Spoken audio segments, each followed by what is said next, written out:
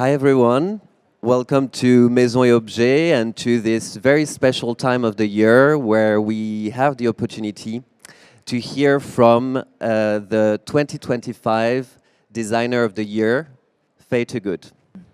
A renowned designer across many disciplines, Faye initially studied art history before becoming the interiors editor at the World of Interiors, and for about 8 years actually. And then she actually started her own studio in 2008. So today we will delve into Faye's creative journey, but also the installation Womanifesto, that's in Hall 7. An installation that we will look from the point of view of the impact and the experience of women in design. So Faye, let's go right back to the start. Good afternoon, sorry. Hello, yes, thank you. It's very nice to be here. Thank you. It's very nice to have you. So your work is filled with such an inspiring sense of experimentation and joy, really. And I was really interested in going back to the very start of your creative journey. Where did it all start? I don't know. I guess where every creative's journey starts, it starts from childhood. I mean, Picasso was absolutely right when he said we're all born as artists, and some of us manage to hold on to that as we grow through adulthood. But I think that journey started when I was much younger. I grew up in the middle of nowhere, foraging objects, things in the countryside, making sense of the world, really, with my natural landscape. I grew up in quite a traditional environment in the sense that there was no television, which is kind of quite an unusual situation even back then, but it certainly would be now. There was a lot of books, there was a lot of attention to museums, and basically, I would say a huge creative input from my family. They were not, my parents were not artists, but they were, I think, very much about culture in their world. But that followed on from that came my fine art degree. So I did a fine art and history of art degree rather than design. So I didn't study in design. So winning Designer of the Year award is quite special for me. Maybe now I can finally call myself a designer, but previously I haven't. But I after graduating, I was then started at the World of Interiors magazine, as you mentioned. And it was really there that I felt that was my education into all things to do with design. We traveled a lot. You know, I went to India, Rajasthan. We traveled to amazing castles in Sweden. We saw beautiful mud huts in Mali. There was a huge amount of travel. There was a lot of handling of antiques, decorative items. So all of that kind of fed into my art history and fine art background. But it became difficult working with the two-dimensional page for me. I wanted to do something three-dimensional, and I realized I essentially wanted to start making and set up my studio literally on my kitchen table. And it was just me and someone else helping me make things. And quite quickly, the work went from working for people like Tom Dixon and Dover Street Market, creating installations, to then more permanent spaces and more permanent interiors. And it wasn't really until Tom Dixon turned around to me one day and said, I think you need to stop throwing things in the bin and start making things permanent, that it suddenly clicked in my mind that perhaps I could start working with permanent objects. So that was, maybe nearly 15, 20 years ago now. And since then, I've been continuing working with furniture and interiors, but also 10 years ago started a clothing brand with my sister. So there's so much there about materials and shape and form. And I think that link between the clothing and furniture has actually been a real unlocker in my work, because I realized that the connection that people have with the clothes that they wear is the connection that I'm now trying to create with the objects that they use in their home and the way that they sit in their chair. You know, it's a sort of creating almost architecture for the body, but also for your surrounding areas. Okay, so sort of like a relationship that's connected to the senses, would you say? Yeah, very much so. It is a relationship connected to the senses, and I think as creatives, we all, we use those to create something new. I often describe the way that I feel about work as I feel like a barometer, a thermometer to the world. What's going on and what's happening in the environment, what's happening in my own world, what's happening in my personal life. These things have such an impact on how we design, and design doesn't just come from repeating references, it comes from actually feeling what's going on. So the sensual aspect, be it fragrance, be it touch, be it how it sounds, it goes beyond that, I feel. It goes into actually sensing your own environment, your own landscape at the time. And speaking of which, like this year, the theme of Maison&Objet is surrealism. Yeah, that suited me very well. And your installation is called Womanifesto. Yes. And you're touching on a lot of very interesting point that, visiting the installation, talk about drawing, we talk about materials, culture. Could you give us a little bit more insights into, what was behind this beautiful installation? Yes, the installation, I jokingly dubbed it a Womanifesto in the studio, but I think somehow working titles end up being the right title, that first.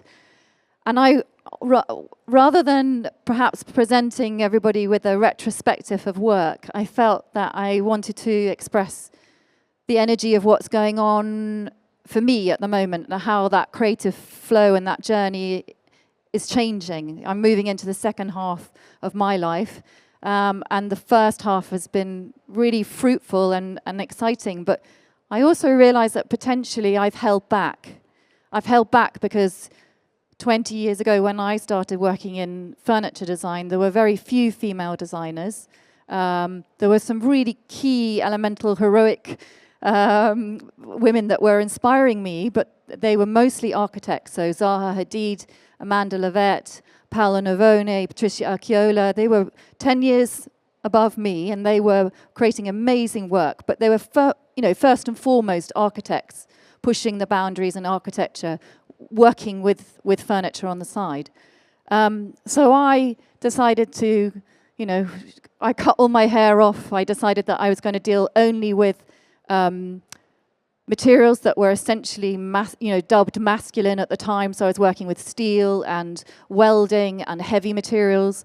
And I decided that I was going to remove all decoration and all colour from my work, and it was going to be monochromatic. And I genuinely felt that that was the only way I was going to be taken seriously. And at the time, we certainly didn't take any interviews about being female in design. It was an off subject.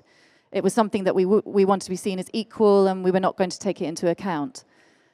But now, 20 so years later, I feel so different. This world feels like a completely different place, and it feels like we're finally ready to accept that women have something really positive and really joyous and brave and courageous to offer the design world. A lot of women inhabit that periphery aspect of design, so around curation, writing, marketing.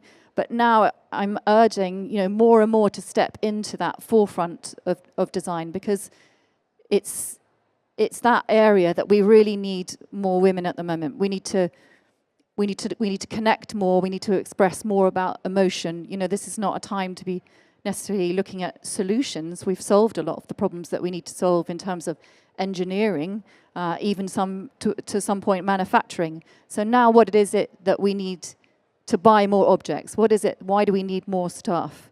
Why do we want to be more inspired? And I feel that emotional connection is important. So I'm trying to explain in a very long-winded way. No, not at all. I'm trying to explain that really the installation is, if you cracked open my head, my walnut brain would look like that. It's 4 spaces, 4 rooms within my brain celebrating drawing, sculpture, landscape and materials, which are the pillars of the studio. Okay. So you wanted to express the pillars of the studio as they would be today, It's or today, you yes. also Today and the explored future. today and the future. Yeah. So instead of doing a retrospective, you're actually cracking it open today and what it means to be part of the Faye Toogood studio. I think so, yeah. It is the unconscious mind dreaming, going back to that surrealist take. It's the dream for the future that now the color, now the decoration can flood back into my work, and now I feel that we can actually, as female designers, celebrate all the aspects that we can bring, and that's what I'm really excited about for the next half of my life. And if we touch on this, this very important topic of female representation in design. Yes.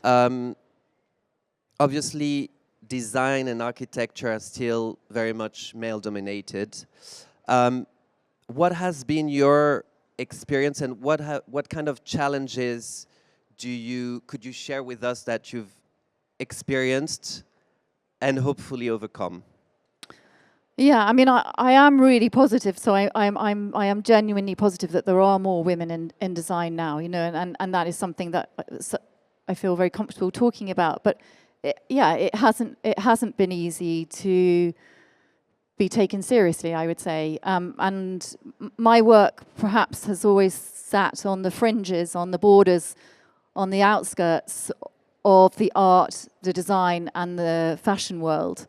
And I think that partly, I've always put it down to the fact that I didn't train it as a designer, but I'm now beginning to realize that also it may have also something to do with my gender. There were contemporaries who have taken, positions in cultural positions within that environment that I know I certainly wasn't asked to be involved in. And sorry, which fields in particular do you mean? I think in terms of museum collections, for example, okay. In terms of representation in my own country, you won't find any of my work in a museum in the UK, but America, for example, has taken me with gusto. So there is a sort of barrier there, which I've always felt is, has remained. And maybe because I've been around a long time, I'm sort of moving from emerging into establishment at this point. So it's starting to be more accepted. And if we can understand a little bit the timeline, because I think it's quite interesting to also understand when the shift has started to happen, and when do you feel that you have started to be taken more seriously, and perhaps not. I think because I'm still here, if that makes. I don't think it was any one point. Okay. I think it's because I think for a while I laughingly dubbed myself a tinker, because I was sort of tinkering around with different things from art and design and clothing. And so I genuinely just think it wasn't taken seriously. But now... Because you were multidisciplinary? Because I was multidisciplinary, exactly. And that there wasn't really a box to put me in. Yeah.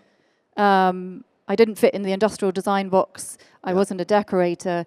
I was working in design, and I had 1 foot in design and 1 foot in art. So there's no box for that. And do you feel that perhaps this has become now your, what makes your identity so, incredibly respected? I've realized it's the superpower, I guess. It's helping me and it's helping others, because those barriers, be it gender, be it discipline, be it cultures, be it countries, they're being broken down, and I'm just so excited about that. It genuinely feels like much more of a free space to express, and I think we need to take that opportunity, because it is a much freer place to express ourselves now. But you're explaining as well that there was also, from a stylistic point of view, an aesthetic point of view, there was something that seemed to be, it was almost as if you were fighting against a certain type of establishment. When, I remember you, platin blonde, very short hair, and like you were saying, wearing monocolors. Yeah. You probably had moved just on Richard Street in this squat space. Definitely was the antidote. And was, as I said, I felt like an outsider. I felt like I was sort of shouting over here and not being heard. And now that does feel different. But I think that is to do with, I just feel that the culture is just so much more open to it in a way that, 20 years ago, the culture wasn't. Yeah. And also you started your clothing line with your sister, Erica. So was it something that you feel was sort of imbued with femininity and this idea of connection and joy? Or no, the clothing was started really as at the very point where I felt that gender had to be taken out of the equation in terms of designing clothes. And now we don't really have to have this conversation so much in fashion, because unisex clothing is part of the norm, and everybody here understands that. But again, 10, 15 years ago, there was literally the pink section and the blue section, and you'd find that in the children's wear department, and you would find it in the adults department. And it, we don't have to have that conversation anymore because it's gone. And I feel, that we were part of that discussion around that. I genuinely feel that we sort of, pushed one of those doors open. But aside of the sort of like doing women's wear, men's wear, do you feel that with your sister you brought also in the fashion industry, because the fashion industry is also to some extent, male dominated to some extent. Do you feel that you had to fight as well that battle? I think to a certain extent. But I was just really passionate to make, in the same way I was making about objects, I wanted to make objects and clothing for humans, for human expression, for irrespective of age, gender, size, culture. I do this because I like connecting with humans, and I do it through objects. Some people do it through music, some people do it through poetry, literature. I'm connecting with the world through the objects that I make or the way that I dress someone. It's a really powerful and amazing, privileged place to be. And it's, I think anyone considering a career in design, it's so amazing to be able to touch people like that. And I think it's becoming more and more questioning what it means to be a designer. It's, the last 50 years of being a designer, it's not going to look the same. Being a designer tomorrow is, I believe, not about solving problems. It's going to be about how we as humans connect and continue to work in a world where, we all know it's coming.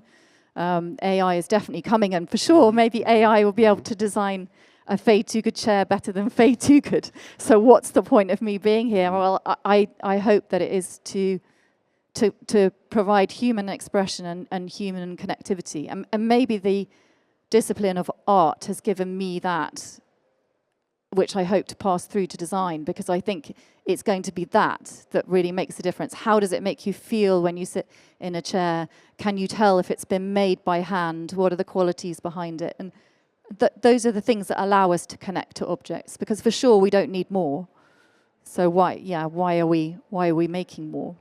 And this human element. So you're talking often about creating the connection, the emotion, bringing the element of joy. These are words that are really they're really associated with your practice, with your vision, with the way you consider design, which we need more of. Is it something? How does it concretely happen when you start the design process? Yeah, I think it does come from the design process. So I talked earlier about the child. For me, it's connecting to the inner child, because children just have such a huge amount of creativity, and sort of bottling that, for me, is the most important thing, because it's through creativity that we can really create change and innovation. And that what comes with that naivety, I think, is curiosity and the ability to look, the ability to listen, the ability to investigate, these are curious elements that children have, and I think I realize that I have to go back into it's very hard these days, and it's actually getting harder, but to get into that flow-like state of being able to create, I have to take away everything that's going on around me and to almost like a child kind of go back into a play-like state.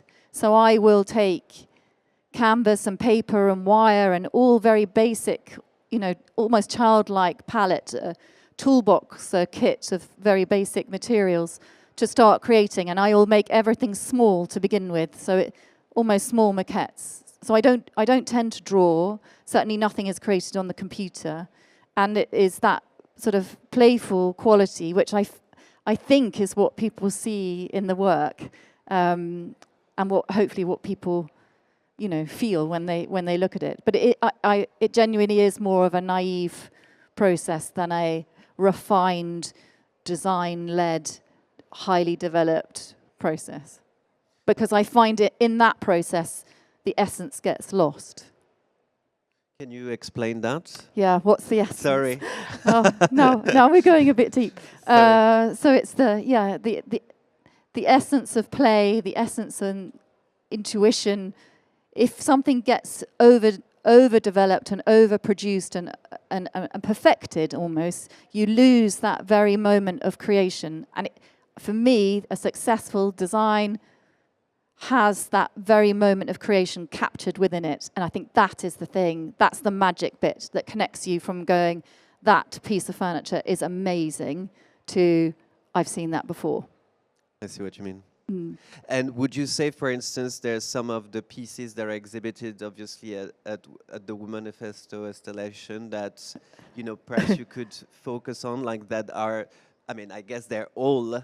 Yeah, they're all. No, they're not all. No, I mean, as a designer, it's an addiction in a sense to try and achieve that euphoric feeling when you have managed to connect with the world through an object. I did it with Roly Poly, and that chair walks into the room before I do. You know, everyone knows that chair probably better than they know the designer. And it's amazing to see your own work in flats and people's apartments and, you know, all around the world, as well as museums. But actually, for me, it's actually seeing it being used by many people. So when you're trying to create that magic that will connect to a multiple number of people, and I think when we do it, it's really powerful. And I feel that we've done it with a new piece called Gummy. It's an upholstered chair, and it's having the same connection as Roly Poly, but it's hard. Not everything can have that. So if we look at, you know, the way you approach design, the way you design, and obviously if we're talking at, you know, like designers to be, what do you think would be the sort of key challenges that you would encourage them to focus on as the new generation of designers? What's the challenge for the new generation? Yes. Oh, they've got so many. I mean, the first challenge is to block the noise out. I mean, I'm frightened actually for the new generation and the level of noise.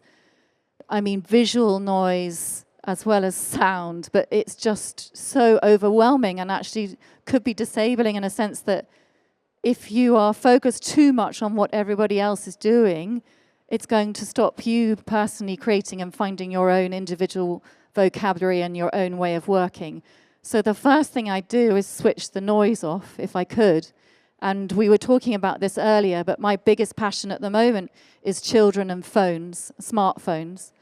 I am so frightened. I have a 12-year-old and twin 7-year-olds. I am so frightened that this phone is basically taking over their lives at such a young age. You know, game playing and reading books, these are things that are starting to disappear, really genuinely disappearing from children's education and from their upbringing. And so turning this noise off would help. I think it really helps designers, you know, to have an isolated bubble where you can actually create. And the other challenges we spoke about, obviously, is AI. We're all talking about it at the moment. What does it actually mean? We know it's going to change the context of the world. We also know it's going to change the way that we design. And so that, what comes into that context is, I get it's almost like the invention of the camera in the early 20th century.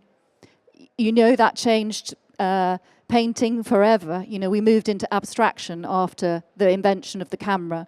And so I wonder what abstraction is coming our way now after the birth of AI. Because for sure, we're hitting a full stop at this point, and the new direction is coming. But we have to be excited about that. I'm not negative about the technology. I just know that something is coming. That I'm actually passionate about preserving childhood, but I'm very excited about what the new technology will bring in terms of our reaction to it, our antidote to the robot. Which is the human. So we have to go deeper into what it means to be human, I think. Again, the human side of design, and actually kind of like building up on this element, there's the identity. What is it to be, what is the identity of the designer, and how younger designers can sort of like find their own identity and build up on that. What do you think about that? So important to find your own identity. I mean, one of the amazing things about the technology is that you are able to speak to a lot of people. But I think, finding your own way of working, I feel more positive about that at the moment. As we spoke about, it's a much more free world for expression. But I think they just need to make sure that they're looking back. It's important to look pre-1910. I know certainly designers that join my studio haven't studied anything pre-1910. So I think, having a context of where we've come from, looking at old things is really important, because those are human reference points to understand where you are right now and the impact of what you can do.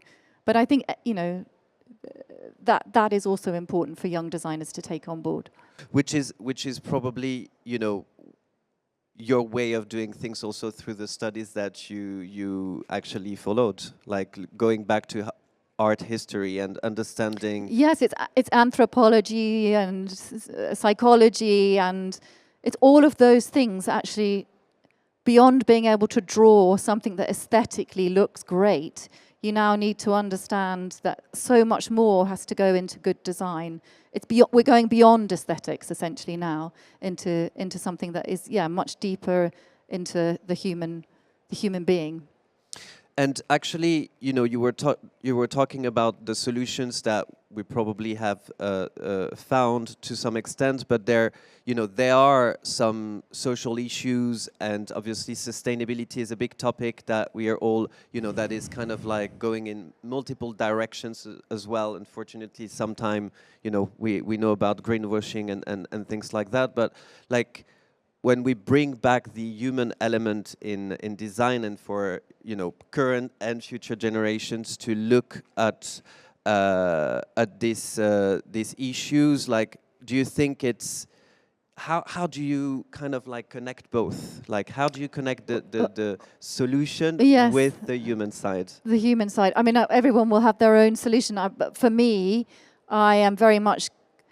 I think I've spent the first half of my life pushing boundaries and wanting to bring the avant-garde into design. And now what I realize perhaps my role might be is to connect people in a deeper way to nature and the landscape, because I feel that is something that we all need desperately. And so I will be doing it with natural objects, natural materials, a natural sensibility. And I'm not talking pastoral, romantic, nostalgic, still very much modern and forward thinking, but actually, really using natural materials in a way that we haven't before. I'm also trying to work, as we all are, as locally as possible. We are in a global world, and it is a challenge as a designer to be designing in the UK with an Italian manufacturer that's then shipping to America. You know, that whole manufacturing is and way of working is going to have to change because we can't sustain that. But what comes with that is that we need generally people that are buying objects and household things to understand that we can't be changing them at the rate that we've been changing them. We all have to hold on to things for longer and invest in things for a much longer period. We know that, but still it's such a hard thing to do. But I have to say things like the high street home collections are making this really challenging because we understand it when it comes to food. We understand that we have to pay a good price to get something that is really properly grown and organic, but we're not making that leap between body, health, food, and actually objects and environment. You know, they're inextricably linked, I think.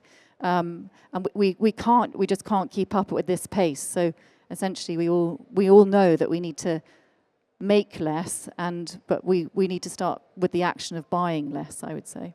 And do you feel like, for instance, within the installation, within Womanifesto, are you exploring that element and that idea of landscape? Because it's a very immersive installation. Yes, there's a collection of upholstery which is all made using natural materials, so there is no fire retardancy in there, no chemicals. It's all using purely natural materials. And as I said, I'm working with some local wood craftsmen. So this connection to landscape is not just aesthetic and palette and decoration. It's also, it's the ingredients. Imbued in the ingredients, exactly. Yeah. Fantastic. And are there other pieces that, I mean, so, sorry, no, actually my question is more, do you find it hard? It's extremely hard. And actually having set that task upon myself, the palette, my toolbox has been restricted even further. And I think that is probably what's going to happen in the future. We are all looking for new materials, but essentially those new materials do need to be natural. And so I'm limiting my toolbox by doing that. And it's one of your pillars. It's one of the pillars that we see in the installation's materials. Yes. It's your jewelry box, right? Yes, yeah. And going back, there's something that I'm quite also interested, I mean, that I find really interesting in the installation is the sort of like multiplicity of the sort of busts that are made of various materials and clays. And there's this idea, and sorry, perhaps, like it's a bit of a stretch, but like there was this element of, texture, making, doing it like iteration and potentially just the sort of essence. Yes, I think there's, for those that haven't been to the stand, there is a series of heads, busts, self-portraits, essentially made out of materials that are all materials of the different craftsmen and the manufacturers that I work with. And it is a sort of me thinking quite viscerally about head, heart, hands, making, body, just thinking that all of these things are very much connected in the way that we use them, and that materials need to be used carefully and sensibly, but we need to be really working with the best materials that we can, because that's the starting points, our initial ingredients.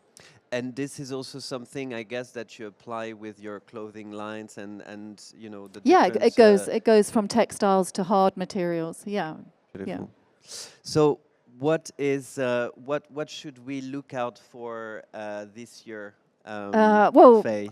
By the way, I don't have all the solutions. A lot of what I'm putting out there is also comes with a lot of question marks, and I look to the next generation to be able to help solve some of these problems. But we know we all have the problems when it comes to manufacturing, and I'm excited to see how the next design community will take the challenge of manufacturing, design to manufacturing to logistics.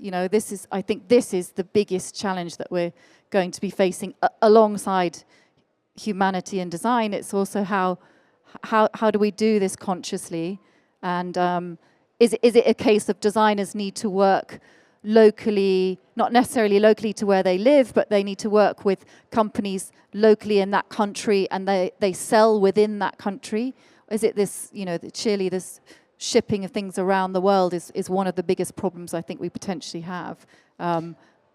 And do you feel but I don't have the solutions, no. But do you feel that local manufacturers, for instance, because there's an element of education, there's an element of development, we're talking about supply chain here. Yeah. Do you feel that, do you feel that in the UK, for instance, we're lucky enough to have local manufacturers that are developing and really No, I mean, I focusing think on the sustainable UK issues? is in a very poor situation when it comes to manufacturing, Okay. Unfortunately.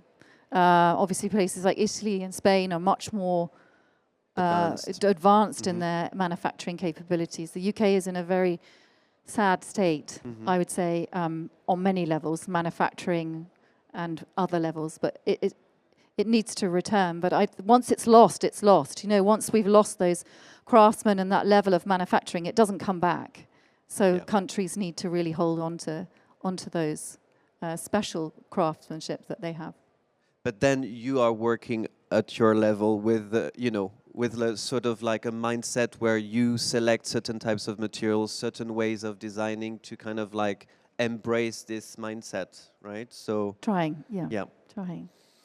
But looking at 2025, are they projects or things we should? Sorry if it's too intrusive. No. What's happening this year? Well, I've just come from New York and launched a new limited edition collection. And the limited is very important to me. It's the freedom part of the way that I work. There's the production is very much constrained, and there's a container, and there's limitations. But I really enjoy the rigor behind that. But on the other side, I need the full freedom to push all the way through to the extreme in terms of creativity. So that's happened this year, which I'm really excited about. And then I'm thinking a lot about. We spoke earlier about childhood and potentially around working more with children in a way to help them navigate this new world, because I feel that when we talk about next generation, we think about 21-year-olds at university, but actually I think there's a crisis right now with between 7 to 15-year-olds, and so I'd like to try and find a way to deal with that or help contribute with that, and then maybe to work more in a public way that would, I'd love to do a playground, for example. So yeah, if anyone wants to ask me to design a playground, I would love to do that. Oh, that sounds beautiful. Yeah. So we're running a little bit out of time, so we'd love to open the room to questions. If anyone has any questions for Faye.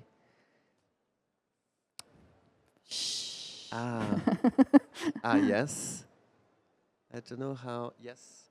I don't know if I. You have to shout it out. Just shout it out. You know what? I'm gonna. Hi, Faye. I'm Monica. Hi. It's not a question, but it's a nice comment that I'm feeling with you, because I started last year to develop a collection of yin power. So finally, I have seen that the kind of sensitive feeling, and I mean, it doesn't matter, a man can create also women clothes. Yes. When he feel the connection and the sense behind this work. I think this is another question, or maybe another topic, but yes, we need to change in any way and be connected more with a human as a human. And this is a nice example for me that we are on the right way. Thank you very much for being here. Thank you. Hi, Faye. My name is Yudi. I came from California. Hi. And I want to know, where are the museums that in the America that has your collections? The museums are Dallas, Philadelphia, Portland, Atlanta. Yes. Maybe we want to bring you to California as well. Yeah, I'd be happy to. And I serve on the city that I live on the Parks and Recreation Commission. So maybe I'll ask you for a playground design. Oh, that sounds great. I would love that. Thank yeah.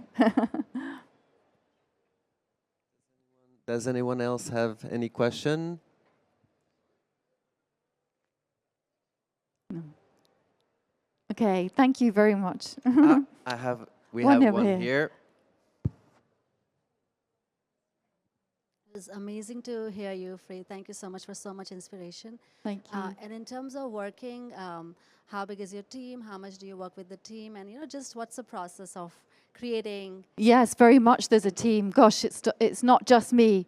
I couldn't do all of that on my own. No, my name is on the top of the door, but it's a lovely family, a house full of 25 people. So it's a relatively small studio. A lot of the other designers that I know, their studios are sort of up to 100 that are working on big projects. So it's a relatively small studio. And I've kept it that way because I can still have a hand in working on everything that we do.